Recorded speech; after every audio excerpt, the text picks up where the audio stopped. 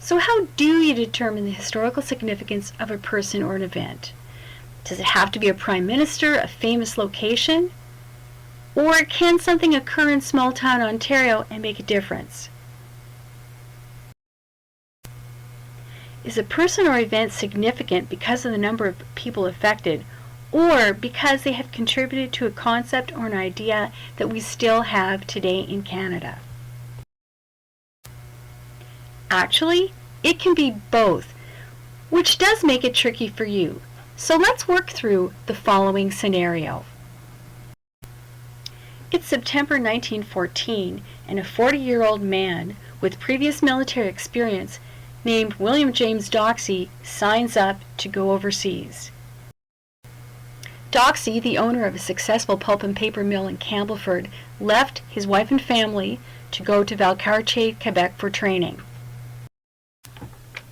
Doxey will then be shipped overseas, and like many Canadian soldiers, Lieutenant William Doxey will then see action at the Second Battle of Ypres in early 1915. He was reported wounded on March the 8th, 1915. Within a month of being wounded, Lieutenant Doxey will be sent back to Ypres. Once again, he will suffer injury, and this time will not survive. The former mayor of Campbellford, Ontario, will die from his second injury on April the 28th, 1915.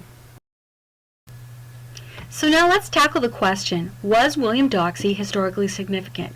Well, in terms of numbers, certainly his wife and daughter were affected by his loss, as with the town of Campbellford losing a businessman and first mayor, and Canada lost a young man that held on to Kitchener's Woods.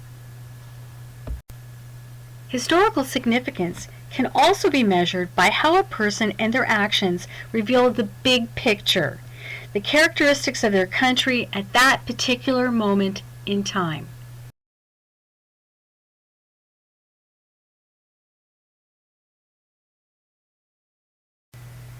Have you got it now? The concept of historical significance can be determined by applying these criteria. How many people are affected? What is the scope? Are the effects of the person or the event still important to us today?